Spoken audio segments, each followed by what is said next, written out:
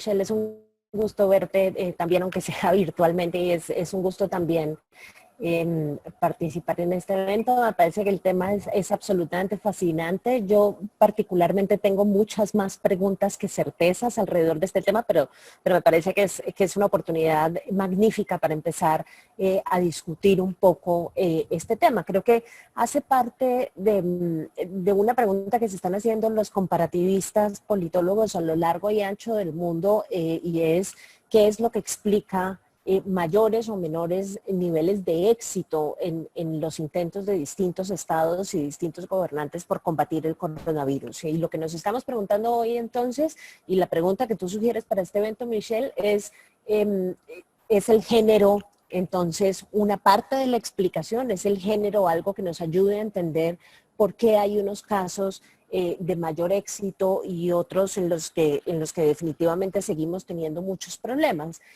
Yo creo que en esta discusión hay que incluir varios factores para tratar de darle un poco de contexto, digamos, a la propuesta que se ha hecho, que es justamente la de pensar los gobiernos de las mujeres como gobiernos que están teniendo un mejor desempeño en el combate contra el coronavirus. Creo que todos los casos de las mujeres, algunas de las cuales estaban en la diapositiva que presentaban inicialmente, son casos bien distintos. Unos casos con mayores y unos casos con menores niveles de dificultad a la hora de lidiar con el coronavirus.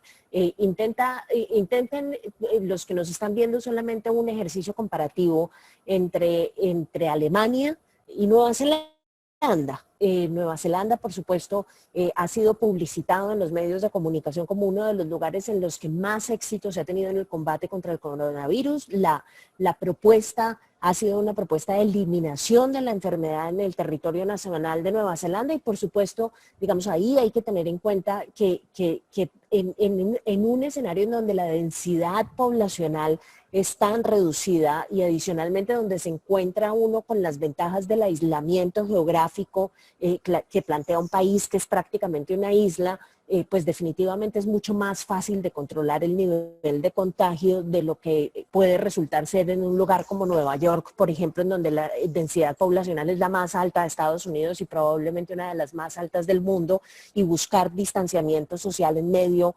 de semejante densidad poblacional es muy difícil. Además, es una de las ciudades más conectadas en términos de viajes y en términos de movilidad de personas con el resto del mundo. Eso obviamente no ocurre en Nueva Zelanda. Entonces, digamos, ese es un escenario, creo que estoy tratando de decir más o menos que es un escenario que plantea muchas menos dificultades y muchos menos retos que otros escenarios en donde la densidad poblacional y la conexión es más alta. El caso de Alemania es un caso bien interesante y ha sido resaltado por mucha gente con, digamos, un elemento que a mí me parece súper interesante, y es el hecho no solamente de que Angela Merkel es una mujer, sino que adicionalmente es científica. Y eso le ha permitido a ella un diálogo con la comunidad científica en Alemania mucho más fluido que el que han tenido muchos otros mandatarios alrededor del mundo. Cito el peor ejemplo de todos, que es el de Trump, que tiene muchas dificultades comunicándose con la comunidad científica de su país. Al contrario, lo que ha sucedido en este caso es que ella ha tenido una comunicación fluida, entiende la lógica y adicionalmente, digamos, ha utilizado, y pensando en el término utilizar de la mejor forma posible a la comunidad científica para tratar de proponer medidas preventivas y medidas que sean lo más efectivas posibles, digamos, en el esfuerzo por contener el coronavirus. ¿Qué es eventualmente lo que uno se puede encontrar de común entre todas estas mujeres? Yo creo que hay varias cosas y no conozco, tengo que reconocer absolutamente todos los casos. Estoy mucho más familiarizada con el caso de Taiwán, de pronto el de Finlandia, que es un caso también bien interesante, obviamente el de Nueva Zelanda, que aparece en la prensa internacional todos los días, y por supuesto el de Alemania, pero lo que hay en común allí, creo yo, son dos cosas que plantean unas formas de pensar en el liderazgo político que son muy distintas a cómo lo conocíamos en el pasado. Una tiene que ver con la necesidad de pensar en la política pública no como una forma de reaccionar frente a una crisis o un problema particular, sino de forma preventiva. Y eso no es, digamos, una cosa que uno pueda decir se constituye en regla en materia de procesos de toma de decisiones en políticas públicas. Parte de lo que uno puede notar y leyendo a mucha de la gente que ha evaluado comparativamente la forma en la que se han tomado las decisiones para combatir el coronavirus, rápidamente llega uno a la conclusión de que aquellos que lo han hecho mejor son aquellos que han enfrentado el problema en forma preventiva y que han tratado de reaccionar de la forma más rápida posible y tomándose lo más en serio posible el problema desde el puro comienzo. Si uno mira, por ejemplo, el reportaje que hace el New York Times sobre lo que sucedió en Italia, se llega fácilmente a la conclusión de que uno de los problemas que tuvieron lugar en Italia es que la élite política no se tomó en serio la existencia de la enfermedad desde el comienzo. Y eso le dificultó y además pospuso el proceso de toma de decisiones en materia de política pública, pero además tuvo un efecto adicional que es, digamos, la parte que creo yo está relacionada con el tema del liderazgo y que es clave, y es que no le lograron transmitir a sus sociedades civiles y a sus ciudadanos la urgencia que planteaba la llegada de la enfermedad y lo importante y necesario que era empezar a tomarse en serio las medidas de distanciamiento, las medidas de cuarentena, en fin, digamos, empezar a tomarse en serio la respuesta que eventualmente se le daría al coronavirus. En los casos de estas mujeres que estamos discutiendo, yo creo que parte de lo que sucede es que desde el puro comienzo hay, digamos, un esfuerzo por tomarse muy en serio lo que está sucediendo, algunas con la ventaja, pues obviamente de que les llega un poco más tarde la enfermedad de lo que les llegó en otros lugares del mundo, pero se toman muy en serio la cosa y eso, digamos, no solamente les permite articular política pública más fácil, sino que además les permite lograr mayores niveles de obediencia de la sociedad civil frente a las medidas preventivas para el nivel de contagio. Y la otra cosa que creo que es fundamental, y yo no sé si esto tenga que ver directamente con el género o más bien con las coyunturas políticas que viven estos países, es que la gran mayoría de ellos, y creo que en eso también pienso en algunos países latinoamericanos, tuvieron la ventaja de no tener que lidiar con este problema en medio de una coyuntura electoral, cosa que no sucedió en Estados Unidos. Claramente, si uno se pone a mirar con mucho cuidado qué es lo que está haciendo Trump en materia del combate al coronavirus, no es difícil llegar a la conclusión de que una muy buena parte de las decisiones que toma están enfocadas en satisfacer, digamos, la necesidad de llegar un poco más fuerte a las elecciones de noviembre de este año y hacerse reelegir. En el caso de estas mujeres, yo creo que hay un esfuerzo por aplazar la lógica electoral y la lógica política. No voy a decir con esto que sean absolutamente altruistas y que no estén pendientes, digamos, de su futuro político, ni muchísimo menos, porque no creo que ese sea el caso.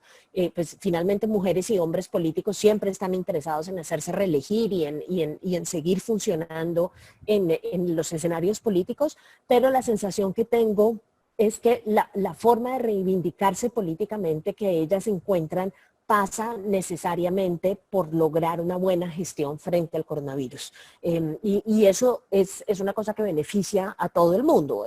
Ahí el punto es, si hay que escoger cómo salimos avante de esto en términos políticos, las fuerzas y los partidos que se encuentran en el poder en este instante, la mejor forma de hacerlo es teniendo un buen desempeño en el manejo de la crisis, tratando de controlar los niveles de contagio y por supuesto, tratando de reducir al máximo la cantidad la cantidad de gente que muere víctima de esta enfermedad. Ahora, hay un gran interrogante y es, digamos, el costo que esto va a tener para los procesos de recuperación económica, porque si bien la gran mayoría de ellas tiene la ventaja de que reaccionó rápido y reaccionó con contundencia, lo que algunos han llamado, digamos, esta fase del martillo en el proceso de reaccionar contra el coronavirus, que es la fase dura, la fase de encerrarse, la fase de distanciarse, la fase de parar la economía. Todavía falta ver qué va a pasar después. Y digamos, el reto va a terminar de cumplirse cuando podamos llegar a la conclusión no solamente de que pudieron contener la enfermedad, de que pudieron mantener, digamos, al nivel más bajo posible la cantidad de gente que murió por cuenta de ella, sino también la capacidad que tuvieron de reactivar las economías de sus países después de esta crisis. Y hay que ver cómo va a funcionar eso, porque ciertamente aquellos países que pararon digamos, con mucha más fuerza y con mucha más certeza y que pararon por más tiempo, se van a tardar posiblemente mucho más en reactivarse económicamente. Entonces, lo que hoy estamos contando como historias de éxito en materia de la enfermedad, probablemente en 4, 5 o 6 años no van a ser historias de éxito en materia de reactivación económica y no sabemos cómo el electorado pueda reaccionar frente a eso. No sabemos además cómo puedan reaccionar frente al hecho de que son justamente mujeres las que van a estar a cargo de esos procesos en muchos de estos países. Todo lo que estoy diciendo es no cantemos victoria por ahora, porque creo que el proceso de evaluación de la forma en la que lo han venido haciendo ellas hasta el momento es un proceso de evaluación que no ha terminado y que va a tomar su tiempo. Termino con una nota al margen, bueno, no tan al margen, que tiene que ver con Colombia. En Colombia ha tenido lugar un proceso absolutamente fascinante porque hay una discusión pública que a veces es fascinante y a veces es un poco miope en materia política, pero de todas formas es una discusión que vale la pena seguir, que es la discusión entre lo nacional y lo nacional en cabeza, por supuesto, del presidente Duque y lo local en cabeza de la alcaldesa de Bogotá. Hay la forma y el proceso a través del cual se ha desenvuelto la respuesta al coronavirus es bien interesante porque nosotros pasamos de tener una primera coyuntura muy caótica en la que parecía no haber liderazgo del presidente por ninguna parte y en la que fue la alcaldesa la que empezó a tomar decisiones acerca de lo que se tenía que hacer. Empezó la iniciativa del confinamiento, el primer confinamiento que ella llamó un simulacro de confinamiento y bueno, ahí nos quedamos. Es una iniciativa de la mandataria bogotana. Y lo que hace ella a través de, digamos, de implementar medidas y de tomar riesgos en la forma en la que se responde a esta crisis es también jalonar un poco al gobierno nacional hasta el punto, pues finalmente, de que después de varias semanas ya puede ver uno al gobierno como con un poco más de comodidad frente a la crisis y tal vez teniendo un poco más de iniciativa frente a este asunto. Ahora, a la variable género siempre hay que añadirle otras cosas. En el caso de Colombia, por ejemplo, la variable género puede ser muy importante, pero también es muy importante que se trata de una alcaldesa que llegó al poder gracias al voto de opinión. No tiene compromisos gruesos con sector empresarial, entonces no tiene tanta presión por abrir la economía en cualquier momento como sí la tiene el presidente. El presidente viene de una crisis enorme en el país en la que solamente los grandes empresarios parecían estarlo respaldando, entonces pues sí se siente comprometido de todas formas a reactivar la economía. Entonces, digamos que el análisis tiene que jugar a combinar cómo el factor género digamos, contribuye a explicar el tipo de respuestas que estamos viendo en los distintos lugares del mundo combinado con otros factores adicionales, probablemente pertenencia a partidos políticos de cierta o determinada naturaleza, cercanía o no a comunidad científica, cercanía o no a grandes sectores empresariales, en fin, este es solamente el comienzo del análisis. Muchísimas gracias, espero que podamos discutir ahora en preguntas y demás. Muchas gracias, Sandra. Muy interesante el punto y lo que tú has señalado. Justamente yo tenía ese tema pendiente de ver cómo lo llevan en Colombia también, ¿no? Que es muy importante también al estar nosotros el uno junto al otro, una interacción muy fuerte. Siempre es interesante mirar cómo están ustedes también en este tema de la gestión y claro, la alcaldesa de Bogotá en ese sentido tiene un rol clave. Bueno, ahora que tú lo sacaste a colación porque es un tema que vale la pena que sea no solo conocido, sino que sea discutido. Doy paso ahora a nuestro querido amigo y colega Esteban Nichols Andrade. Bienvenido, Esteban. Qué alegría verte, aunque sea de lejos. Normalmente nos veíamos en nuestra oficina ahí en la universidad, pero ahora ya nos tenemos que ver vía remota. Esteban, bienvenido. Por favor, cuéntanos cuáles son tus puntos de vista sobre el tema que nos convoca en esta tarde. Bueno, buenas noches ya. Y bueno, Michelle, gracias por la invitación. Gracias a Sandra por tus muy interesantes ideas. A ver, yo quisiera empezar diciendo lo siguiente. Como una categoría de análisis del género es sin duda crucial. Pero yo no creo que sea una categoría tan importante para explicar los casos a los que nos referimos. He hecho alguna investigación sobre estos países y voy a compartirles un poco lo que he descubierto en relación a las mandatarias de las que estamos hablando.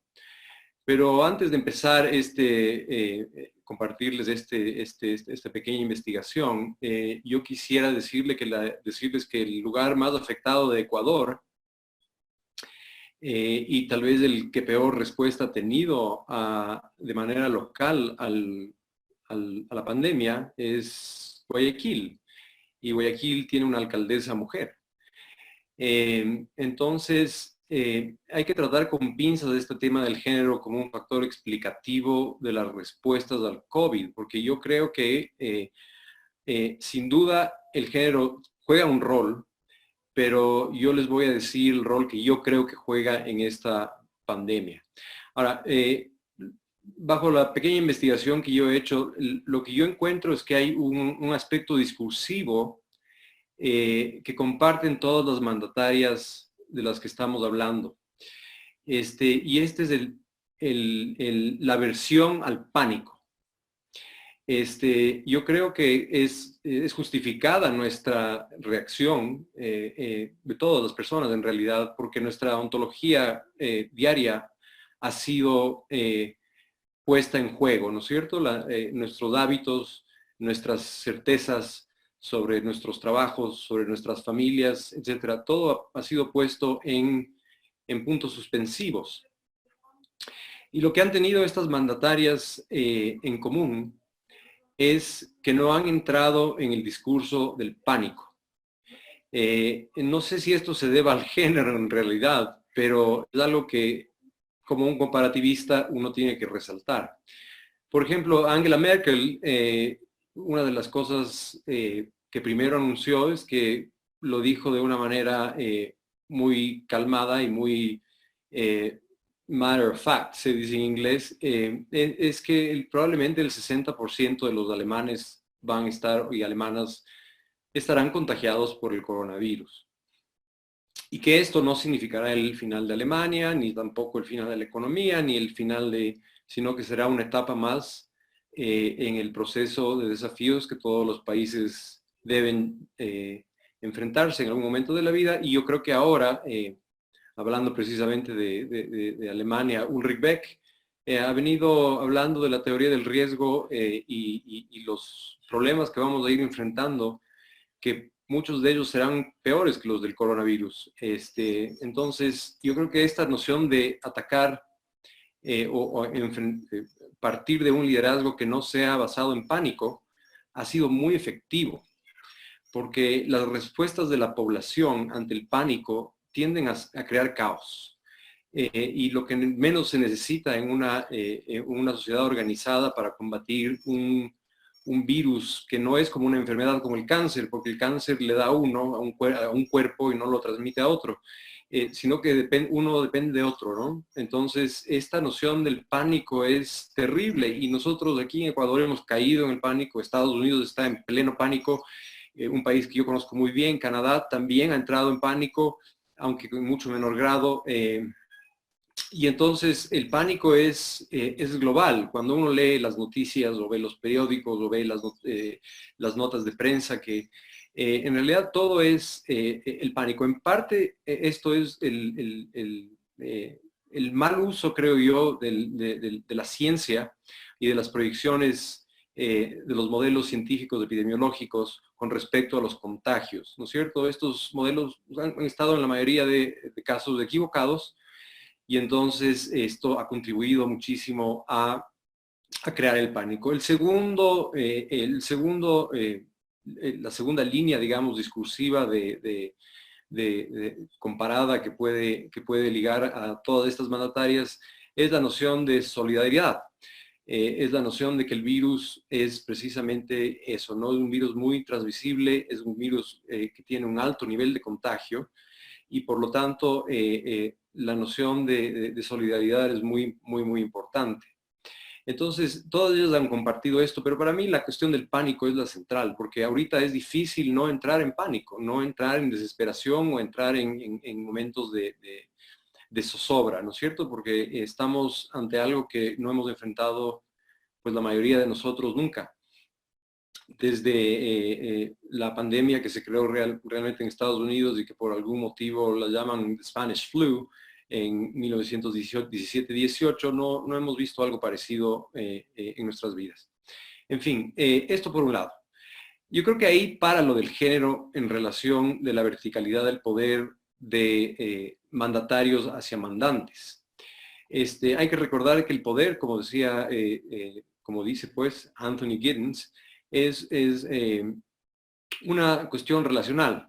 Él específicamente se refiere a la noción de que las élites, los gobiernos y los gobernados tienen que entrar en una relación de obediencia funcional, ¿no es cierto? Él le llama específicamente la dialéctica del control. Esta dialéctica del control es, yo creo que crucial para poder entender las respuestas no solamente de los mandatarios o mandatarias, sino de la población. Entonces, esto es por un lado importante, ¿no? Este problema del COVID no se puede aislar en respuestas de presidentes o presidentas, sino también tiene todo que ver con la reacción de la población, evidentemente. Bien, habiendo dicho eso, hay que analizar el poder y el poder de obediencia y la capacidad de generar obediencia en el sentido positivo en este caso, desde la perspectiva de la dialéctica del control, ¿no es cierto? Entonces, las polaridades del poder juegan un rol similar. No es que el poder tiene simplemente una dirección, es unidireccionalmente aplicado desde el poder hacia abajo. Eso por un lado. Por otro lado, sí hay que considerar factores estructurales de estos países, ¿no es cierto? La mayoría de países de los que estamos hablando, bueno, todos en realidad, excepto por Taiwán y Alemania, son países con población relativamente baja, como dijo Sandra muy acertadamente, con densidad poblacional baja, excepto por Taipei. Taipei es una de las ciudades con mayor densidad poblacional. Y han tenido, muchas de ellas son, bueno, 3 de ellas son islas, que también tiene que ver mucho con cómo controlar el proceso de movilidad humana.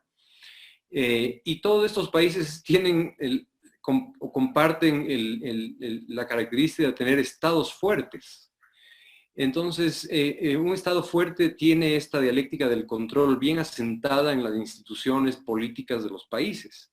Por lo tanto, cuando una primera ministra dice no hay que entrar en pánico, esto calza en la población, ¿no es cierto? Entonces, yo creo que el ejemplo más, probablemente el que a mí más me ha sorprendido es de Jacinda Ardern de Nueva Zelanda, donde ella fue lo primero que hizo, fue la primera línea de mensaje, ¿no? No entrar en pánico. Todos estos países también tienen una tradición institucional fuerte que les permite hacer lo siguiente. No voy a caer en clichés de decir hay instituciones débiles y fuertes porque nadie sabe lo que eso significa en realidad cuando se lo menciona en la prensa.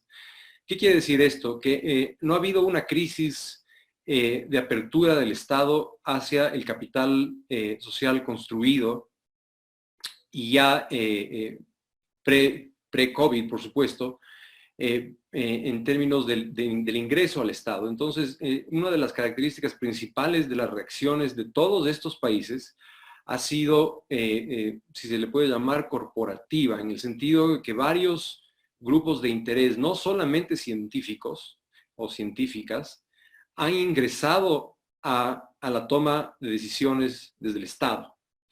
Y esto es crucial porque ha habido un apalancamiento del poder del gobierno a través del capital social formado en la sociedad civil. Entonces, esto apalanca el poder del Estado. Por eso, en la teoría del Estado, por ejemplo, muchos de estos estados son o de bienestar o desarrollistas, como en el caso de Taiwán. Entonces, eso es muy importante. También, obviamente, es importante el factor económico. Estos países estaban preparados, Bueno, en el caso de Taiwán habían tenido la epidemia del SARS y esto hizo que ellos estén preparados ya para tomar acciones inmediatas. Hay que recordar que la mayoría de la gente en Taipei que tiene un empleo firme, digamos, trabaja en China. Entonces tienen que hacer el viaje a China diariamente. Y a pesar de eso lograron controlar el virus. No totalmente, pero lo han logrado controlar. La mayoría de estos países, el factor R está en menos de 1. Lo que quiere decir que ya no hay un crecimiento exponencial del virus. En Alemania es la excepción, en donde ciertos lugares continúa R por sobre 1. Entonces esto es peligroso porque ahí empieza el crecimiento exponencial. Pero todos estos países también comparten el hecho de que no son pobres. Entonces, uno de los factores centrales para el combate del coronavirus es las pruebas del coronavirus. Hay que hacer pruebas y pruebas, ¿no es cierto? Entonces, estos países comparten esta característica también. No creo que esto tenga algo que ver con el género, la verdad. Yo creo que esto tiene que ver algo más con las estructuras de gobierno. Y estas estructuras de gobierno están ligadas a las estructuras del Estado. Y el Estado, por supuesto, está ligado a la estructura económica y su interconectividad global, o sea, cómo están insertados estos en el mundo. Entonces, yo creo que las respuestas han venido de ahí. Es verdad, como decía Sandra, y yo más que verdad, concuerdo con Sandra, en que la comunidad científica ha sido escuchada, pero también hay mucha divergencia en la comunidad científica y esto es algo que no se dice mucho en los medios masivos. Hay hay diferencias sustanciales en términos de qué es lo que dice la ciencia sobre el COVID. En primer lugar, no se nos dice en realidad la dimensión de la ignorancia que tenemos sobre el COVID, uno. Dos, la idea de lo que se dice en inglés herd immunity, o sea, inmunidad de rebaño, me parece que es en español, que ha sido practicada en Suecia y que aparentemente está teniendo un éxito relativo. También deberíamos conocer la cantidad de cosas que desconocemos, ¿no es cierto?, sobre esto. Eso es un punto importantísimo, porque países como Ecuador, donde no podemos estar ya más en aislamiento, perdón, no en aislamiento, sino en lockdown, en cuarentena, porque simplemente el ecosistema de las personas ecuatorianas que trabajan en el sector informal es la calle, lo cual no ocurre en ninguno de los países que estamos analizando. Y esto tampoco tiene que ver con el género. Ahora, así hay elementos interesantes analíticamente hablando que provienen del género. Y creo que con esto voy a terminar mi charla para tener preguntas del público. Yo creo que las personas más afectadas por la pandemia van a ser mujeres y minorías étnicas y gente pobre. Entonces, yo creo que ahí sí un análisis de género nos permite entender los efectos del COVID en la sociedad, no tanto las reacciones de los gobiernos. Como les digo, yo creo que ahí sería, como diría Sartori, hacer que un concepto sea tan elástico que ya no nos permita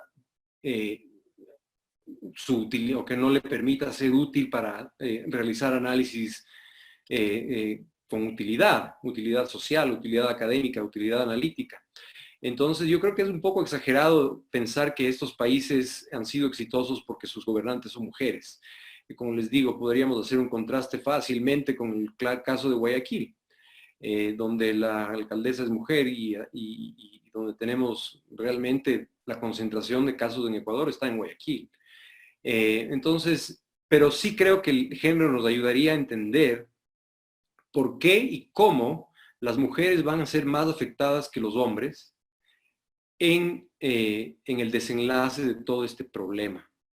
Esto pasa por el empleo, esto pasa por la seguridad social, esto pasa por los roles que las mujeres juegan en la sociedad, los triples, dobles roles que juegan las mujeres. Las mujeres usualmente, continúa siendo el caso, se encargan de las personas de mayor edad, de las personas enfermas, etcétera, ¿no es cierto? Entonces, el burden, como se dice en inglés, la carga que hay en términos de género es totalmente inequitativa. Perdón. Es inequitativa, así como es inequitativa la distribución de recursos en términos de raza, en términos de grupos étnicos. Como vemos en Estados Unidos, los afroamericanos y los latinos son los más afectados en el coronavirus, y seguramente si se hace un estudio espacial dentro de estas poblaciones, veremos que las mujeres están aún más afectadas también. Entonces, precisamente por estos burdens de los que yo les hablaba, por las cargas que ellas no tienen que, pues, pero que juegan en la sociedad. Una carga que se la llama carga en la teoría, pero que en realidad es un dispositivo de reproducción social sin el cual no podríamos sobrevivir en realidad. Entonces el género nos ayuda, yo creo, que a entender eso, las víctimas, pero no tanto para entender las reacciones de los estados. Además, estamos hablando de estados escandinavos y Nueva Zelanda, y un estado desarrollista, un arquetipal como Taiwán. Entonces yo creo que hay que utilizar el género donde se debe y donde no. Sin que eso significa que uno es machista o que porque uno es hombre uno lo puede ver. Y eso sería lo que tengo que decir por ahora. Gracias.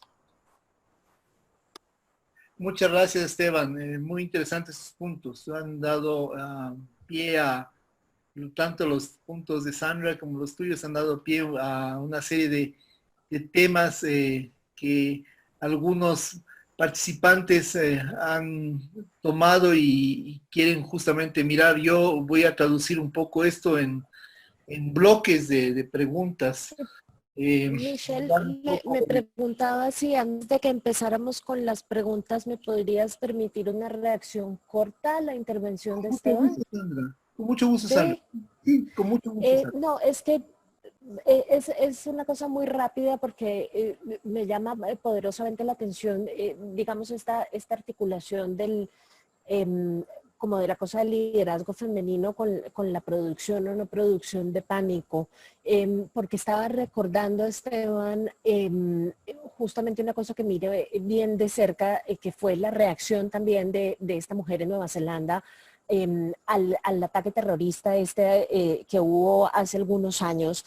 Y creo que ahí hubo mucho de eso que estás mencionando, que creo que es una dimensión supremamente interesante, pero que no tiene que ver única y exclusivamente, y aquí sí creo que el análisis de género es importantísimo, porque trata de sobreponerse, digamos, a estas lógicas binarias como tan clásicas en las que vivíamos antes, y muchos de los análisis que hicieron a la respuesta que ella tuvo fueron absolutamente fascinantes, porque la respuesta usual al terrorismo siempre es pues declararle la guerra al terrorismo, ¿no? Es la respuesta que han tenido los países europeos después del 11 de septiembre en muchas ocasiones, lo mismo que ha pasado con Estados Unidos, y es esta lógica de empezar a restringir libertades individuales para tratar de procurar mayores niveles de seguridad en momentos de grandes amenazas, es la lógica de tratar de definir, digamos, a un otro que está buscando agredirme y que está buscando producirme miedo y que está buscando minar mi sensación de seguridad y simultáneamente minar,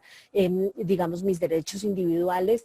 Y a mí esa reacción de ella me pareció tan elocuente de cómo luce una reacción frente a una amenaza particular en lo internacional desde el punto de vista de género, porque ella decía claramente, yo no voy a construir una categoría completa de gente sobre la base de la persona que cometió este atentado para irme en contra de esa categoría de gente, declarar una guerra, restringir libertades y, digamos, responder a la lógica del terrorismo justamente como el terrorismo quiere que yo responda. Y lo que propuso ella en ese instante fue simplemente reducir el fenómeno digamos, a la persona particular que lo había cometido sin necesidad de meterlo en una categoría mucho más amplia, y logró construir un consenso a nivel nacional que es un consenso mucho menos guerrerista y mucho menos binario que los consensos que se han gestado en otros países que han sido víctimas del terrorismo. Y la cantidad de material que he escrito sobre esto es absolutamente fascinante porque es otra forma de ver las cosas totalmente distintas. No se trata de agarrar a la sociedad completa y volcarla en contra de un enemigo particular e invocar sus miedos, como decías, invocar su pánico para hacerlos responder con fortaleza frente a una amenaza particular. No de una persona, sino de un grupo particular de personas, sino que se trata simplemente de construir consensos alrededor de la necesidad de tolerar la diferencia y responder, digamos, a los ataques terroristas como ataques que comete una persona en particular que tiene, digamos, que tiene problemas psiquiátricos o que simplemente está enganchada en una cosa ideológica, política, que es absolutamente aislada y que no responde a una población en particular ni nada que se le parezca. Entonces, digamos, eso era lo que yo me refería inicialmente cuando decía que sentía que estas formas de liderazgo sí son liderazgos distintos. No todos, por supuesto, y en eso estamos totalmente de acuerdo. Yo todavía no estoy lista para decir, digamos, que las mujeres tienen una forma de ejercer liderazgos en lo político que se puedan, digamos, atravesar por características particulares en todos los casos, pero sí siento que hay una forma esa forma de construir poder a lo guidance relacional es muy distinta, es distinto a la lógica de la represión, es distinta a la lógica de te tienes que quedar encerrado porque te tienes que quedar encerrado, y es más, digamos, una invocación del liderazgo construido por la positiva. Vamos a ver qué tanto ha funcionado. Digamos, esto es solamente una hipótesis que estoy construyendo, pero ese es el lugar donde siento que sí hace la diferencia, digamos, el tema de género, sin que eso necesariamente sea una variable, como dices, explicativa absoluta, ni muchísimo menos. Creo que interactúa con más cosas y hay que mirar otro montón de fenómenos, pero digamos que no estaría lista para descartar la cosa tan rápido, y creo que necesitamos un poco más de tiempo para mirar el fenómeno con más cuidado. Sí, Sandra, sí, estamos de acuerdo. Mira, yo no es que lo estoy descartando, sino que me parece un poco prematuro y analíticamente débil atribuirle estas respuestas al género. Yo creo que la respuesta tal vez más honesta es que no sabemos si es que esto tiene algo que ver con el género. Lo que sí sabemos es que ha habido una serie de factores en común, y creo que el más importante es esto de no traer al pánico como el primer escenario y entrar en esta, como tú dices, lógica guerrerística. Ahora, claro, y solamente voy a decir lo siguiente. Canadá acaba de tener un ataque terrorista. Llamemos de terrorista, fue lo que se dice en inglés mass shooting, pero de todas maneras tiene todas las características de un ataque terrorista, y Justin Trudeau no actuó como tú decías que actúan totalmente los gobernantes, sino que él trató de hacer precisamente lo que tú dijiste, y se tomaron acciones inmediatas para prohibir el uso de armas de fuego, de ciertas armas de fuego en Canadá. Y Justin Trudeau es hombre. Entonces, en Canadá las respuestas a los mass shootings han sido más bien del corte muy parecidas a las que estas mujeres han tenido con respecto al COVID, y ninguno de estos mandatarios han sido mujeres. Entonces, yo creo que yo no estoy descartando el hecho de que el género tenga algo que ver. Yo tengo una sensación personal de que sí tiene algo que ver, pero como académico, como analista, yo no lo puedo poner como una categoría analítica que explique esas reacciones. Lo que sí podemos ver es que hay este factor en común, que es no entrar en pánico. Yo creo que es fundamental que los países no entremos en pánico, que no entremos en un sentido de desesperación colectiva. Entonces, yo creo que este ha sido el mayor éxito al menos en el nivel discursivo de estas mandatarias. Ahora, el resto, sí, la dialéctica del control de la que hablábamos, es mucho más complejo que una cuestión puramente de género. Ok, interesante discusión y eso ha dado justamente estos puntos. Solo, si me permites, Michelle, precisar una cosa sobre el ejemplo de Trudeau y ya con esto me callo y podemos pasar a las preguntas. Digamos, es que creo que el análisis de género no pasa necesariamente, digamos, por un análisis fisiológico, digamos, no es que, no es que sean hombres o que sean mujeres y que eso explique la cosa, sino son más atributos de lo que estamos hablando. Yo creo que en eso tú y yo coincidiríamos en que Trudeau no es, digamos, un mandatario que uno pueda sentar del lado de los atributos de género masculino en todos los casos. Es un tipo negociadorcísimo, súper sensible con los temas de género, etcétera, etcétera. ¿Sí me entiendes? Entonces creo que hay, además, multicultural. Bueno, digamos, en términos de género uno no puede poner en el mismo lugar a Trudeau y a Trump. Si eso, digamos, ilustra un poco más No, lo que estoy tratando de decir. no, queda Son claro que atributos y son el destrezas sexo y que el género no son la normalmente misma ayudan cosa. asociadas con la cosa de género. Uh-huh. Decía que no, está clarísimo que el sexo y el género no son la misma cosa. Eso sí, eso está súper claro. Ok, bueno, vemos ahí un buen intercambio y obviamente el intercambio ha dado raíz a una serie de preguntas muy interesantes. Yo las he, mirando ya un poco el esquema con mi caso de moderadores, mi trabajo, las he un poco separado en función de varios aspectos temáticos y obviamente el que acabamos de tener el intercambio más fuerte en este momento es el que ha dado un poco una aproximación a la temática de este evento. Entonces, yo voy a leer ahora unas preguntas que tienen que ver con lo que el público, los participantes piensan sobre el tema del género, ¿sí? Como un esquema del Estado, con el género y Estado. Luego hay otras preguntas que tienen que ver con la estructura del Estado como tal, ¿sí? El hecho de que haya estados que son federales o que son unitarios tiene algo que ver con la gestión, también es un poco más puntual. Y hay otras preguntas que tienen que ver ya con temas de personas, ¿no? Que ya se las voy a pasar así más en este orden, en esta estructura, para que haya una secuencia dentro de las respuestas. Si les parece bien y si ustedes están de acuerdo, yo les voy a leer las preguntas que he seleccionado, de la mayoría, obviamente, de las que han puesto los participantes, en función de la temática. Y algunos comentarios también. Y ustedes pueden tomar como base esas preguntas para esta serie primero de género para poder de esta forma contestar y tener una coherencia en las respuestas, ¿no? Bueno, a ver, esta acaba de llegar y va con el tema dirigida a Sandra Borda. Leonor Buri te pregunta, maestra Sandra, en América Latina, ¿qué mujeres han demostrado un gran liderazgo para el manejo de la crisis?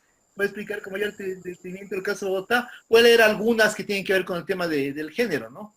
Hay un comentario que dice Fernando Salcedo, definitivamente el éxito es el género, pero eso añadir la cultura y la geografía Latinoamérica, mujeres europeas y mujeres latinoamericanas, Merkel muy diferente a Viterio, a Romo. Un comentario. Luego, una pregunta interesante de Pablo Andrade para los dos panelistas. Si bien el género parecería ser una variable poco explicativa del éxito, ¿puede en cambio la masculinidad tóxica de Trump, Bolsonaro y AMLO explicar las estrategias fracasadas? Leonor Buri también dice, profesor Esteban, ¿el género no sirve para explicar el manejo de los gobiernos representados por mujeres?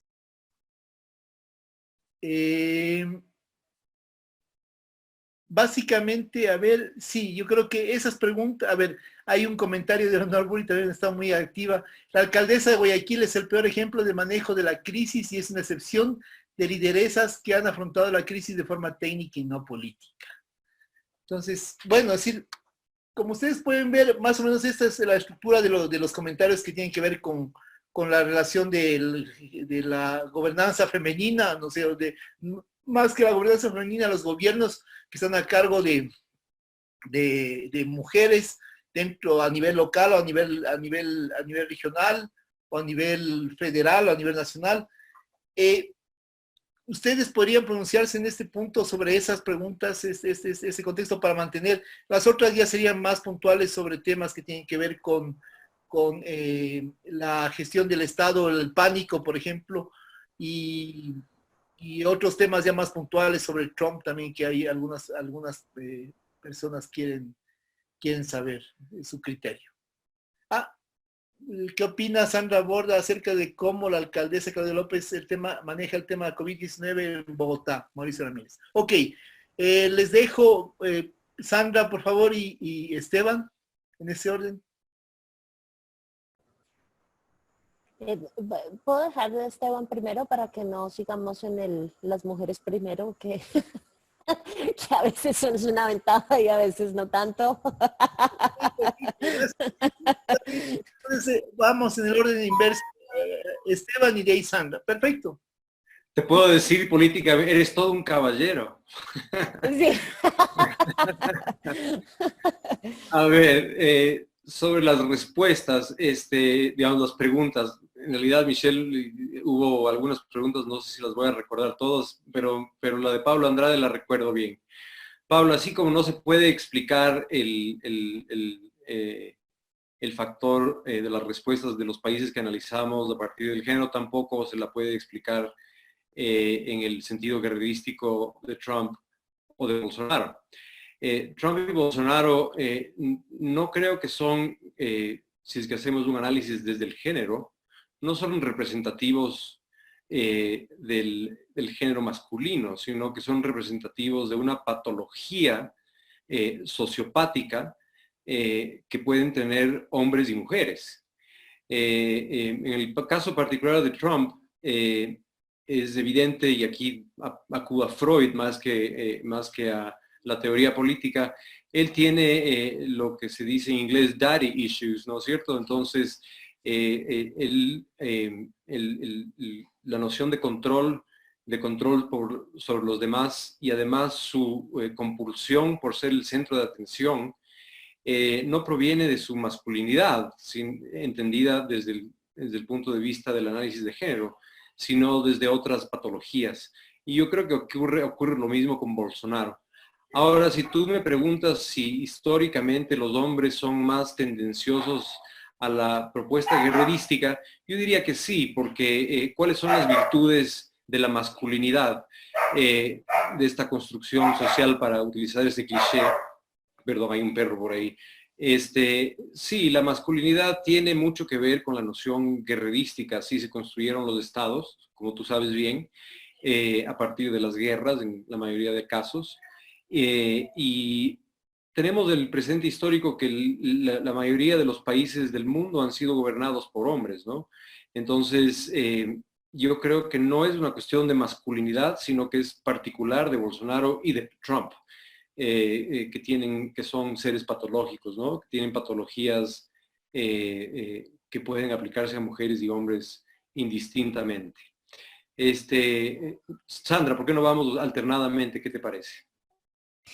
Sí, claro que sí. Me llama mucho la atención el tema de Bolsonaro y de Trump, porque yo, digamos, comparto que ahí tiene que haber una patología, sin duda, pero creo que también hay variables, no de género, variables de carácter político que yo creo que le ayudan a uno a entender no solamente por qué estamos en el lugar en el que estamos en esos dos escenarios, sino para dónde vamos, que es lo más preocupante. Porque, digamos, una muy buena parte de los análisis, y yo creo que eso como ciudadano lo ve uno todos los días, han insistido en que, digamos, uno de los efectos colaterales que está produciendo la pandemia tienen que ver justamente como con el incremento y la profundización de las formas de autoritarismo, que eso en el caso de América Latina no es nuevo y por cuenta de nuestro historial se hace todavía más riesgoso. La idea de que en esta necesidad de responder a la emergencia sanitaria que plantea la pandemia, es necesario reducir las libertades individuales y es necesario aumentar digamos, las facultades de los poderes políticos tradicionales como los conocemos, creo que nos pone en un escenario supremamente peligroso. Nadie niega, por supuesto, que sea necesario restringir libertades individuales en este escenario. Digamos, no estaríamos hablando de cuarentenas y confinamientos si no fuese, pues porque hemos encontrado que una de las formas no de resolver el problema, por supuesto, pero por lo menos de contenerlo un poco, es reduciendo la movilidad de la gente. No hay nada que podamos hacer al respecto. Pero, digamos, el empezar a abrir, y eso sí que lo sabemos los politólogos, pues el empezar a abrir estos espacios de facultades provisionales particulares para el poder político, a veces no termina bien, sobre todo si uno tiene ciudadanías debilitadas que no estén constantemente echándole ojo digamos, a esa extralimitación de las funciones. Y estoy mencionando esto simplemente porque me parece que ese ya es el caso en Brasil y ya es el caso en Estados Unidos, y podemos estar en un escenario en donde el problema simplemente se vaya a profundizar y se vaya a hacer muchísimo más grave, pues por cuenta justamente de lo que estoy diciendo. Fíjense el discurso solamente de Trump en todo este tiempo, en su interacción con los gobernadores. Esa interacción, particularmente creo que la conversación con el gobernador de Nueva York, cómo ha sido particularmente interesante y ha develado muchas cosas, termina siempre en lo mismo, aquí el presidente soy yo y aquí la Constitución me da el poder de hacer lo que yo quiera hacer, ¿no? Que ese siempre ha sido el discurso de Trump, y salen todos los abogados a decirle, no, mire, eso no es lo que dice la Constitución, todo el mundo sabe que eso no es lo que dice la Constitución, pero digamos hay una tendencia y casi que un impulso irrefrenable en aumentar la cantidad y amasar cada vez más poder en estos instantes. Insisto, yo no creo que eso tenga que ver con un tema de género. Yo creo que estos dos personajes, de hecho, si uno mira el mundo de los políticos, son outliers completos, o sea, no creo que representen absolutamente nada en términos de género. En eso coincido completamente con Esteban, pero sí me parece que plantean un riesgo que a veces se constituye, y lo menciono porque a veces se constituye en ejemplo para mandatarios de otros países. En el caso de Colombia, por ejemplo, lo que pasa es que nosotros, ustedes ya saben, nosotros aquí vivimos un poco obsesionados con Estados Unidos, y no la pasamos mirando, sino mirando a Estados Unidos y siguiendo el ejemplo de Estados Unidos, inclusive cuando no debemos.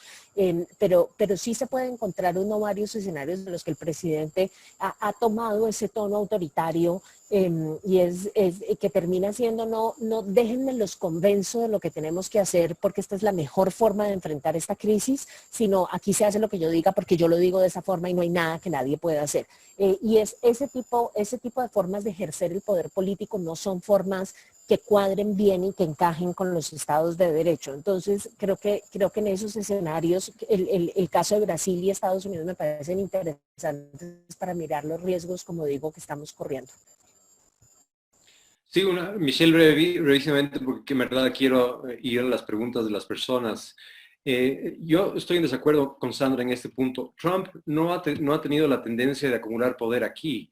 Él ha oscilado entre decir que el presidente de Estados Unidos tiene total power, como dijo él, palabras textuales, a decir que los gobernadores se encarguen. Este no es problema mío, ¿no? Entonces él ha oscilado eso porque yo creo que él no comprende la estructura política de su propio país. No sabe cuáles son las limitaciones constitucionales, no entiende lo que son las divisiones de poderes, etc. El caso de Bolsonaro es distinto. Bolsonaro sí tiene estas tendencias autoritarias. Trump lo que tiene son tendencias narcisistas y que pueden devenir, por supuesto, en tendencias autoritarias, pero no lo son. Por ejemplo, en el caso de Nueva York, o lo que acaba de pasar, el líder republicano de la Cámara Alta acaba de proponer la completamente desquiciada idea de que los estados se declaren en bancarrota, en vez de que los programas de impulso económico que se están dando no vayan a las corporaciones que tienen dinero, como por ejemplo los LA Lakers, que recibieron plata y que después por la reacción del público la tuvieron que devolver.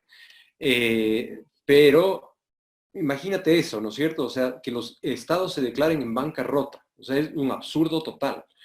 Entonces yo creo que Trump ha oscilado precisamente por su ignorancia, por su patología. Trump realmente es un ser especial en mi forma de ver, de un modo negativo, ¿no? Entonces es muy difícil interpretarlo porque, como tú dices, como te decía antes, a día seguido, él dice, el presidente tiene el poder total y al otro día dice, no, son los gobernadores quien tienen que encargarse del problema, son los gobernadores que tienen que hacer las pruebas del COVID, son los gobernadores que tienen que preparar los PPEs. Entonces, no hay una coherencia, o sea, uno no puede encontrar una coherencia discursiva en Trump. Lo único, como sí uno puede encontrar esta coherencia discursiva en las mandatarias que hemos estado analizando. Y por eso yo creo que esta cuestión del pánico es importante. Sí, yo estoy de acuerdo con eso. Ahí hay muchos ires y venires y es muy difícil seguirle la pista en el análisis, pero fíjate que parte del ejercicio de concentrar poder que tuvo lugar al comienzo de todo este asunto, siguiendo, digamos, con el hilo del análisis de la conversación entre el presidente y los gobernadores, cuando los gobernadores estaban en la primera fase de la crisis pidiendo respiradores y pidiendo más capacidad en las ICUs, en las unidades de cuidado intensivo y pidiendo más recursos del gobierno federal.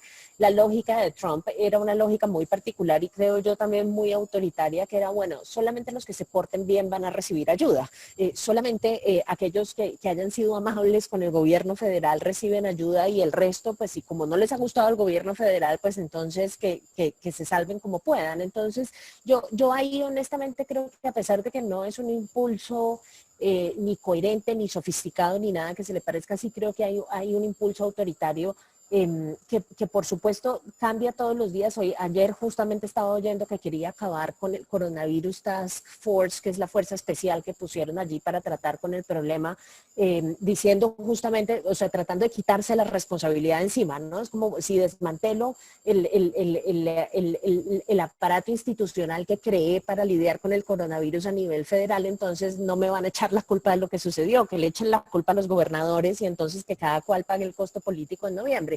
Y ya esta mañana amaneció diciendo, no, tal vez no, eso no es una buena idea, tenemos que dejarlo indefinidamente. Entonces, estoy de acuerdo en que no hay coherencia y no hay consistencia, pero yo sí siento que hay un intento que por fortuna han logrado frenar las Cortes y en una buena parte la Cámara en esta segunda fase de apropiarse como de muchas facultades que no le corresponden constitucionalmente. Ok, creo que nos hemos encerrado un poco en la lógica de los Estados Unidos y de Trump y de los más que en el tema. Sin embargo, aquí hay un par de puntos interesantes que quiero resaltarlos, unas posiciones más, por decirlo así, más amigables. En función de Joana Roldán dice, el enfoque de género no es la única variable, pero definitivamente incide en la forma de liderar y responder a una crisis. Por otro lado, Viviana Perdomo, desde Colombia, nos pregunta, nos dice, un tema que también es relevante, ¿hay alguna relación entre género y corrupción a la hora de manejar la pandemia, teniendo como referencia los casos de corrupción en Colombia? Y un comentario de también más, no sé, también más conciliador de Gloria Patricia Jaramillo Álvarez, que dice el hecho de que estos países hayan elegido mujeres demuestra madurez política y cultural del pueblo y por eso es más fácil que como colectividad tenga un manejo diferente también. Son puntos de vista también que tienen que ver en función de una serie de visiones. No quiero encerrarme tampoco en esto, fuera del esquema. Hay algunas preguntas que tienen que ver con la gestión ya pública. Por ejemplo, por aquí había una muy interesante de Diana Castro, que se refiere al tema de la política del pánico, ¿no? Dice Esteban Nichols, esta política del pánico es contraproducente en el intento de disciplinar a la población. Algunos gobiernos han utilizado el pánico para contener a la población y lograr el aislamiento a través del miedo. Sin embargo, parecería que pasa todo lo contrario. Si no es el miedo al contagio, ¿cómo se disciplina la sociedad?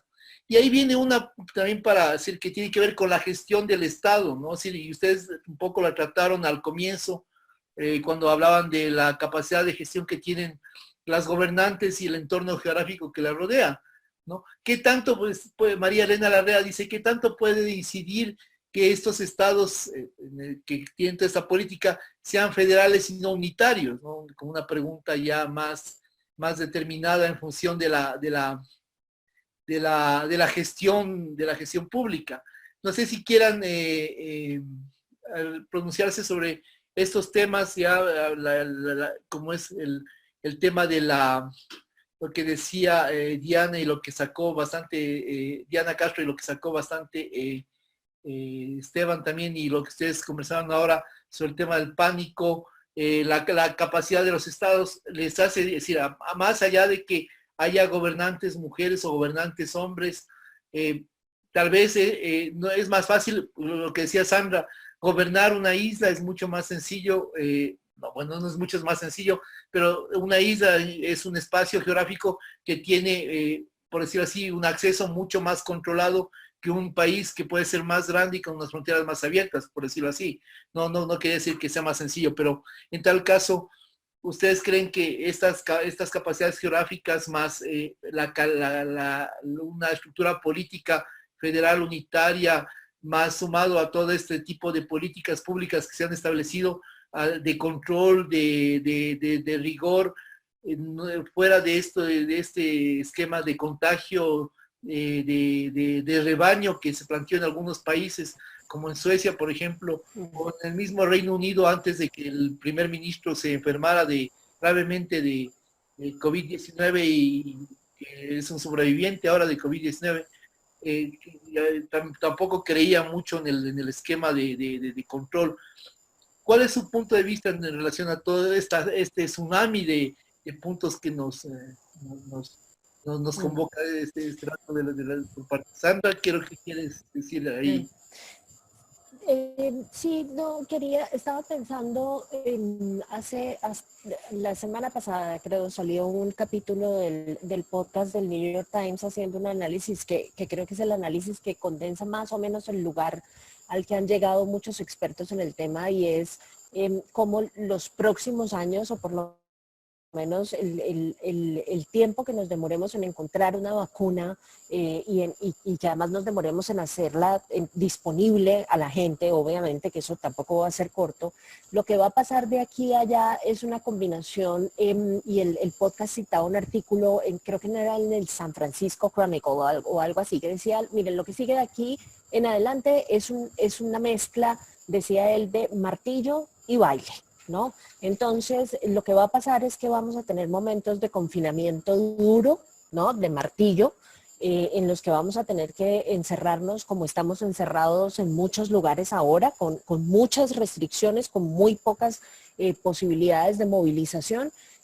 Y luego, por cuenta de la exigencia de la economía y la necesidad de retornar a la vida normal, vamos a tener que ir transitando poco a poco hacia el baile, es decir, ir reduciendo las restricciones, como lo hacen, por ejemplo, en Bogotá, que a veces que un día le toca a las mujeres y el otro día le toca a los hombres, o lo hacen por el número de identificación nacional, quién tiene qué número y le permiten circular ese día o no. Vamos a ir relajando un poco las restricciones, permitiéndole a la gente salir, obviamente no en masa, pero de una forma controlada. Y luego eso va a producir un incremento en el contagio necesariamente, y el incremento en el contagio nos va a mandar de regreso al martillo, que es el momento del confinamiento duro, donde vamos a poder controlar un poco el contagio para después llegar otra vez al baile y seguir, digamos, en este movimiento pendular entre una cosa y la otra hasta que encontremos la vacuna. Esa es básicamente la tesis de ese artículo.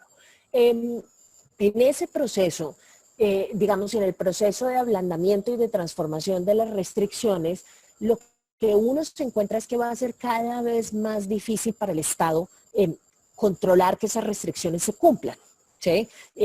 Es mucho más fácil si el Estado dice no puede salir absolutamente nadie durante las próximas 2 semanas a la calle, es mucho más fácil salir a controlar que eso esté sucediendo. ¿Sí? Si le dices a la gente solamente puede salir aquellos que van a pasear a su perro, es muy fácil controlar eso. Tú sales a la calle, si eres un policía, sales a la calle y verificas que todo el que esté en la calle esté con un perro. Eso no tiene problema.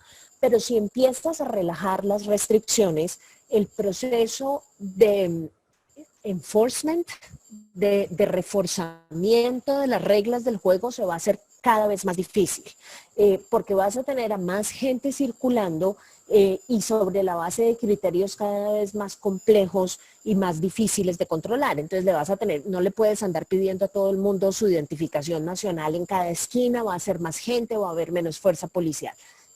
¿Cuál es el reto entonces que enfrentamos en estos momentos de menor restricción? Que entre más capital social tengamos, entre más solidaridad desarrollemos, menos necesidad vamos a tener del Estado policial que esté verificando que todo el mundo esté cumpliendo con las reglas del juego, ¿sí?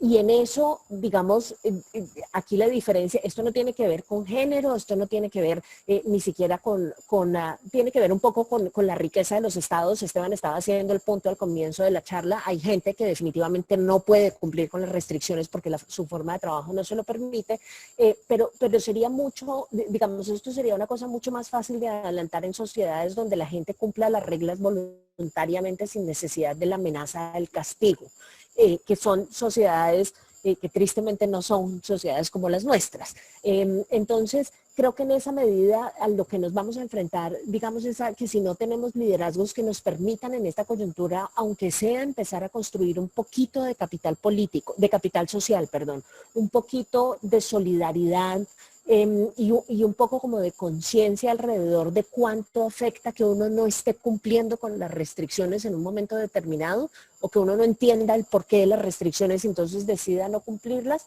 Eso va a ser muchísimo más difícil los momentos de contención del contagio. Ese es básicamente el punto. Entonces, creo que ahí, digamos, estados superpoliciales ni siquiera van a poder lograr el objetivo que se está buscando, y Bill Gates decía en un momento determinado, en una entrevista que le hicieron en CNN, decía, lo peor de este proceso de contagio no lo hemos visto, lo peor del proceso de contagio va a tener lugar cuando todo lo que acaba de pasar en el primer mundo empiece a pasar en el tercer mundo.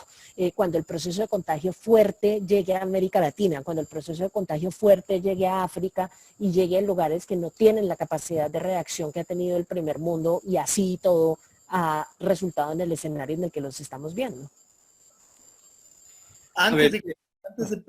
Solo un punto de orden antes de pasar. Este es un tema que va con lo que señala Sandra y que creo que también tú deberías tomarlo en cuenta, Esteban. Una pregunta de María Cerón. ¿El virus podría ser un invento de los gobiernos para manejar a las personas a su gusto por medio del pánico? A ver, voy a responder a la pregunta, una pregunta muy astuta, por cierto, de Diana Castro, con quien he compartido espacios académicos antes. Buena pregunta, Diana, la verdad. Y yo creo que tiene una pequeña dosis de gubernamentalidad ahí la pregunta. Michel Foucault decía que el problema de las sociedades modernas no es la estatización de la sociedad, sino la gubernamentalización del Estado. Y esto implica el autogobierno. Entonces, el pánico, para generar obediencia, va a durar, como dice Sandra, un cierto tiempo. Pero, como demuestra el caso de Nueva Zelanda, si es que el pánico no es la herramienta adecuada, sino la lógica es la del espacio público, la del bien público. No quiero decir bien público porque este me parece un concepto un poco trillado, pero la del espacio público, ¿sí? La del tiempo-espacio público. Esta es una política que dura más en el tiempo. Entonces no me parece efectiva la noción de que crear pánico nos hace quedarnos en casa. Sí, efectivamente nos hace quedarnos en casa, pero esta poco a poco va a irse debilitando porque simplemente no vamos a durar con una política tan restringida o con tantas restricciones. Y además, como decía Sandra, va a ser muy difícil de hacerla cumplir. Hoy día mismo que yo estaba conduciendo en Quito, me sorprendió que ya hay tráfico. Porque esta semana se aflojaron un poco las medidas aunque seguimos en semáforo en rojo, y hay tráfico. O sea, un montón de gente empezó a faltar a la norma, ¿no? Eso por un lado. Por otro lado, creo que no sé, la idea de que los estados policíacos no funcionan versus los estados policíacos sí funcionan, bueno, ahí definitivamente tendríamos que hablar sobre el caso de China, ¿no? China ha logrado controlar en tanto y cuanto las estadísticas que produce su gobierno sean creíbles, y tampoco quiero poner en duda eso porque me parece un cliché neoliberal decir que China siempre miente.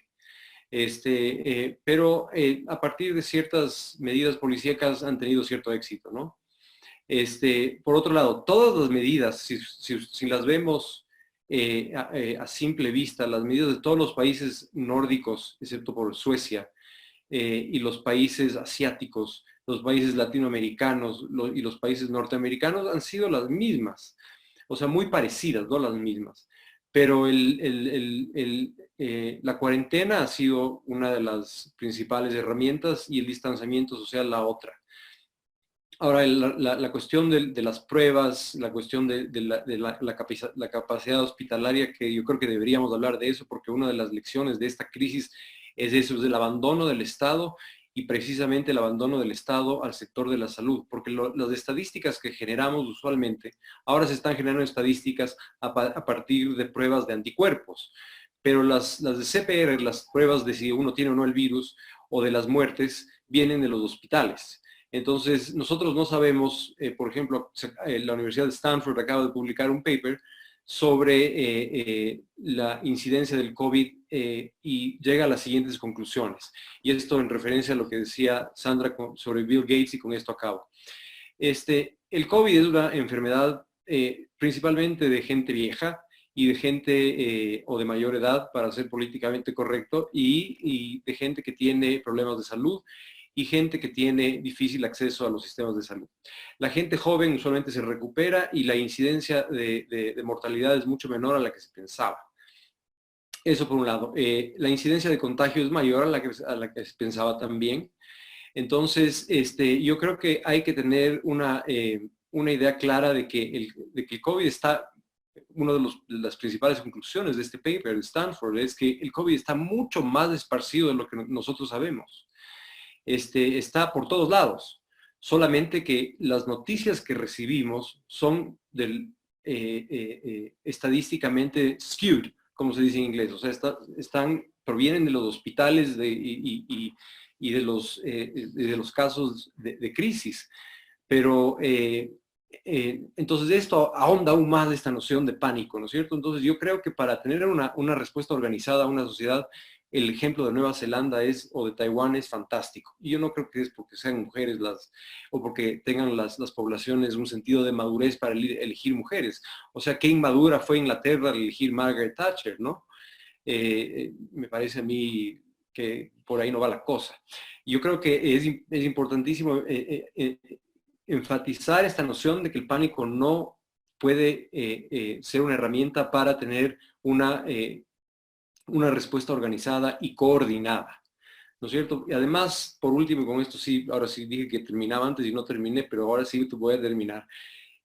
El poder, y esto creo que Sandra tal vez no lo está diseccionando lo suficiente, el poder es una cuestión al menos bipolar, ¿no es cierto? O sea, no se puede ver, no se puede entender a las órdenes sin la obediencia, no se puede, el ejemplo del master and slave, ¿no es cierto? Entonces, no se puede entender a las órdenes sin las reacciones. Entonces, la sociedad está compuesta por esta dialéctica del control de la que les hablaba antes. Entonces, sí, astuta y buena la pregunta de Diana sobre esto, y creo que tiene ahí un pequeño toque de Michel Foucault, tal vez. Sandra, algo que como dicen la aduana. No, no, creo que ya había contestado. No, creo que por ahora no. Gracias. Ya. Bueno, hay algunos temas extra, poco ya para ir cerrando, para cerrar ya para no alargar extremadamente nuestro webinar, que pueden ser interesantes. Hay 3 últimas que se han planteado recién, salvando los criterios que pueden tener ustedes sobre las estrategias adoptadas en cada uno de los países, en Ecuador o en Colombia. Estas tres me parecen relevantes, aunque creo que un par ya las han respondido, pero las voy a plantear igual. Entendiendo que el COVID-19 se despliega en una sociedad de riesgo, esta amenaza transformó de cierta manera los fundamentos de la sociedad, ya que evidenció el fracaso de las normas sociales en relación a la seguridad como resultado de la toma de decisiones en los distintos gobiernos. La multiplicidad de las decisiones y perspectivas recae en el enfoque de género o a las condiciones políticas y económicas de cada gobierno. Es decir, que el manejo de la toma de decisiones, qué rol tiene cada estado en función de... Yo, bueno, sí, no lo voy a responder, pero son ustedes los llamados a hacerlo. Otro, Mariana Mosquera nos pregunta, ¿qué otra, bueno, eso creo que ya lo trataron ustedes, pero ¿qué otra cosa explicaría la situación de Estados Unidos frente al alto número de contagiados, a sabiendas que el discurso del pánico no ha servido, dado que las personas no es que sufran de eso, sino que se ve más ligado a la responsabilidad de cada uno de los ciudadanos? Finalmente,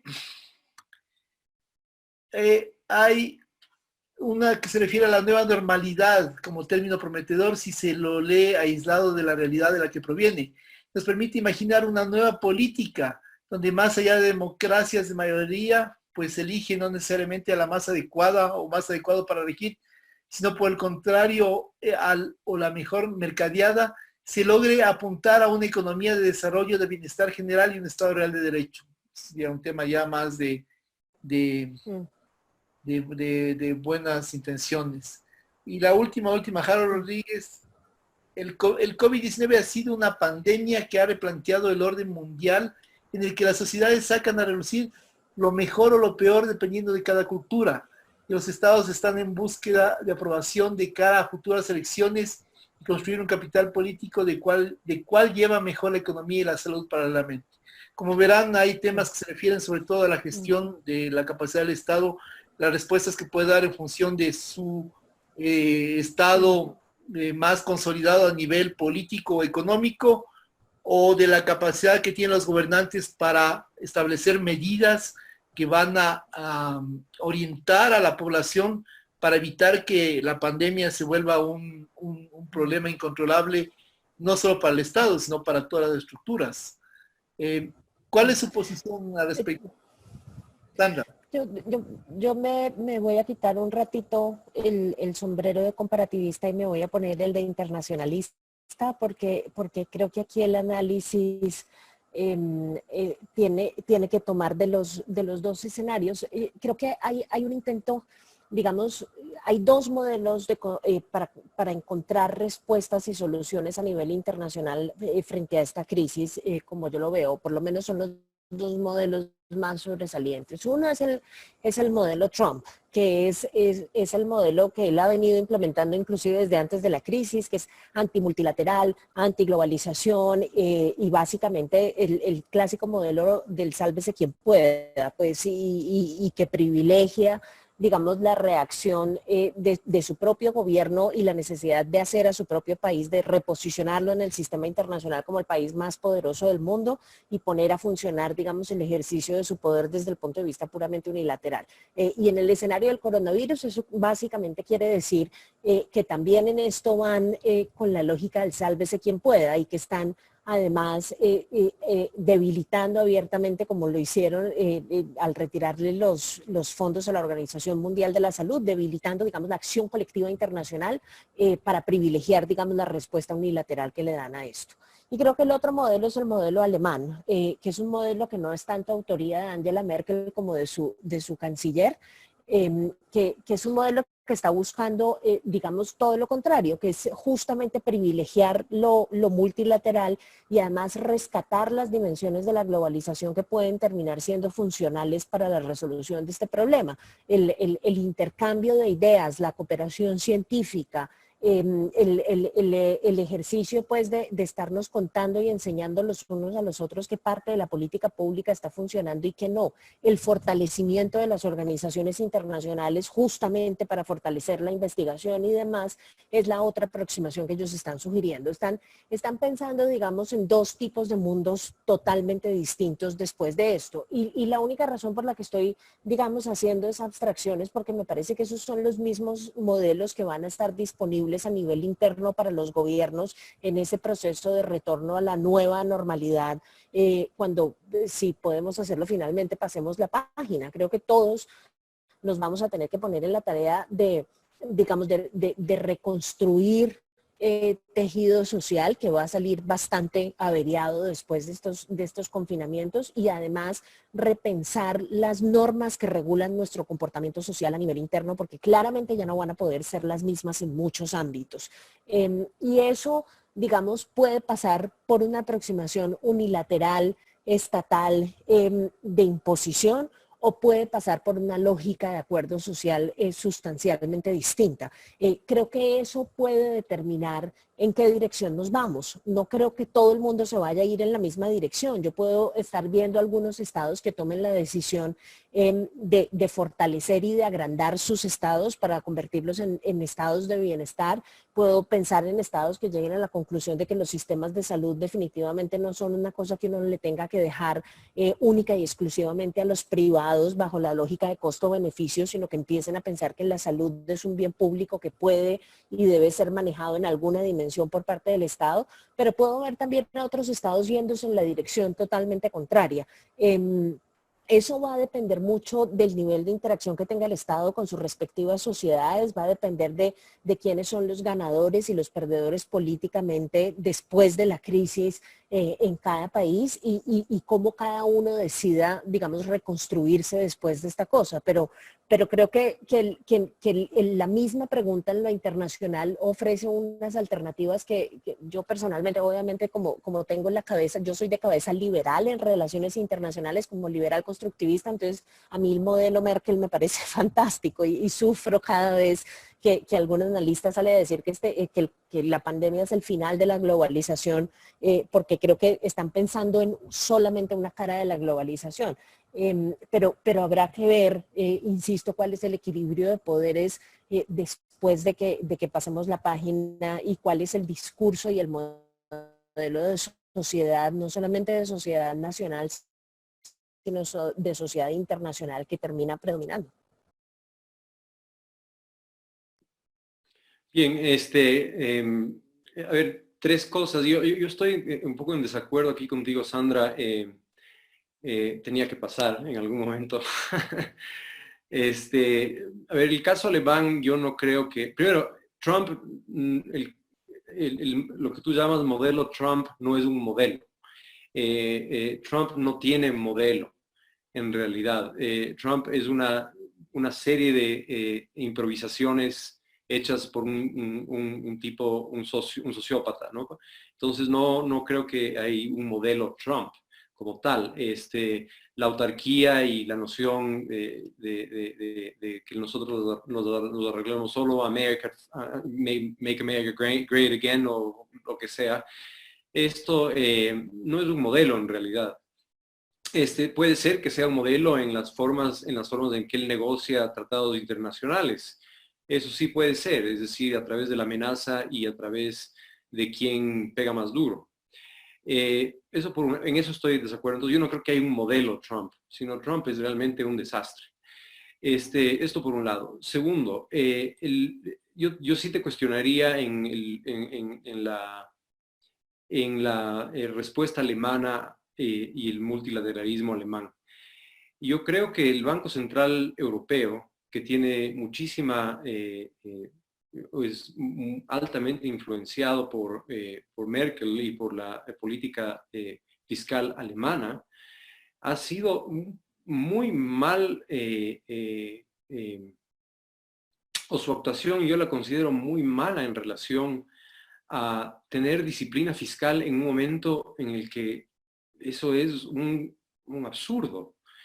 Ahora han cambiado, han flexibilizado su política fiscal, monetaria, pero al principio que querían mantener este orden fiscal a través de política monetaria, que puso en crisis o aumentó, yo creo, el potencial de responder a la crisis de España y de Italia. Y yo creo que Alemania tiene mucho que ver con eso. Entonces, no sé si es que esta noción de la colaboración digamos, a constructivista, a Alexander Wendt de la sociedad kantiana, es precisamente lo que se aplicaría a Alemania.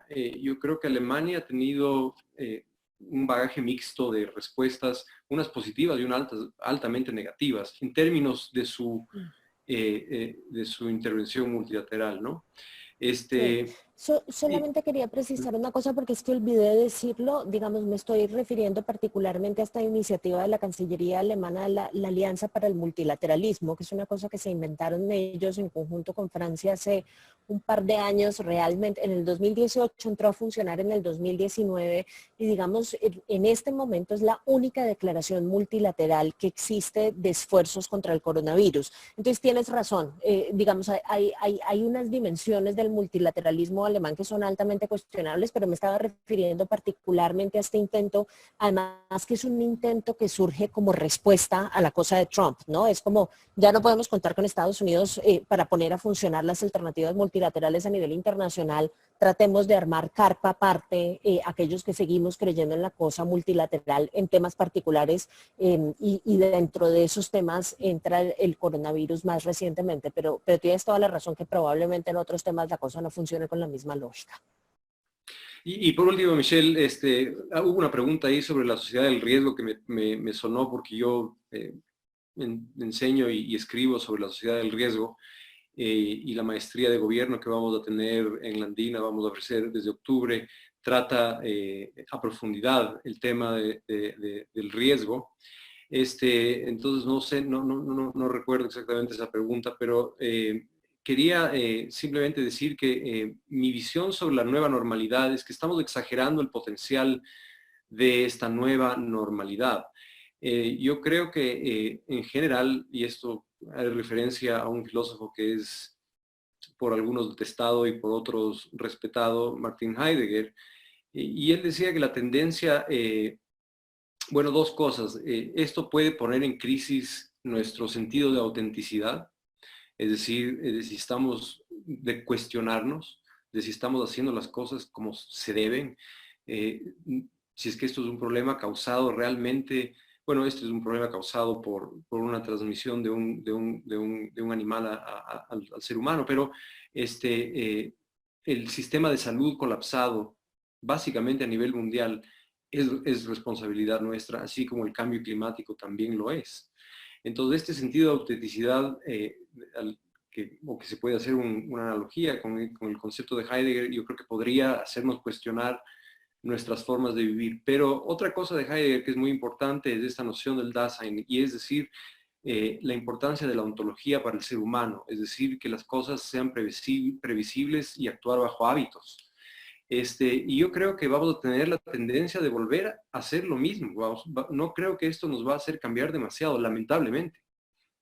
Va a haber cambios forzados, porque imagínense, en Estados Unidos estamos acercándonos ya a una tasa de desempleo parecida a la de 1933, 30 millones de personas sin trabajo. Entonces, este tipo de factores estructurales sí que van a forzarnos a hacer cambios, pero no son cambios de tipo ontológico, no son cambios de actitud, no son cambios que van a hacer del mundo una nueva normalidad. Yo creo que más bien la gente va a tratar de volver lo más posible a los patrones que tenían antes del coronavirus. Yo creo que ese va a ser el lamentable desenlace de este problema, a menos que haya un efecto generacional en relación a esta pandemia. Las generaciones también son un elemento de análisis importante. Por eso todos hablamos de los millennials y gente, yo tengo una hija chiquita y ella es muy chiquita como para estar consciente de lo que está pasando, pero gente de menor edad que está viviendo lo que estamos viviendo, puede ser que reflexione al respecto y y haya un cambio generacional, ¿no es cierto? Entonces, vemos nosotros que los cambios generacionales son muy importantes para la política pública. O sea, los baby boomers que crearon el estado de bienestar, no crearon el estado de bienestar, sino que lo disfrutaron, son los que están precisamente, son los responsables de del colapso del Estado, ¿no? De la neoliberalización del planeta. Entonces, yo creo que por ahí tal vez podría haber un cambio, pero mi sensación, y esto lo digo simplemente como persona más que como académico, es que las personas van a volver a sus rutinas en la medida de lo posible. Y eso es lamentable, y yo veo con poco optimismo al coronavirus como un cambio en la actitud que los humanos tenemos con otros actantes de nuestro entorno, como diría Bruno Latour. Gracias, Michelle. Gracias, Esteban. Sandra, algo más hay que declarar, como dice la aduana. No, ya está. Bueno, yo creo que con esto hemos llegado al final de este muy interesante seminario virtual. Quiero agradecer a Sandra Borda y a Esteban Nichols por su tiempo, a todos los participantes que se han unido de diferentes partes de la región, de Brasil, de Chile, de Perú, de Colombia, de Ecuador, de los que se han reportado al menos, que mandan saludos afectuosos, cariñosos para todos los expositores, les felicitan también.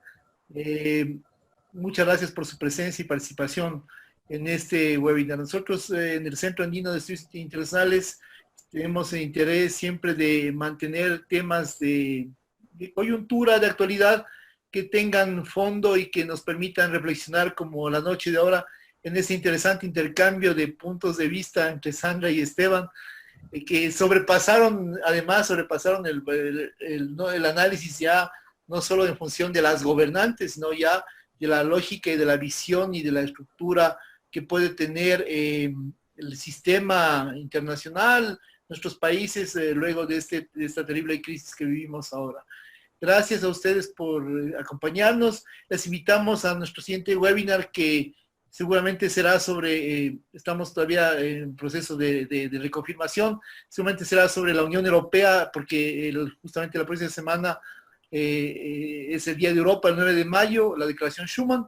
Entonces seguramente vamos a organizar algo sobre, estamos ya cocinándolo, pero no les puedo dar hasta que no esté listo. Estamos cocinando el tema sobre la Unión Europea.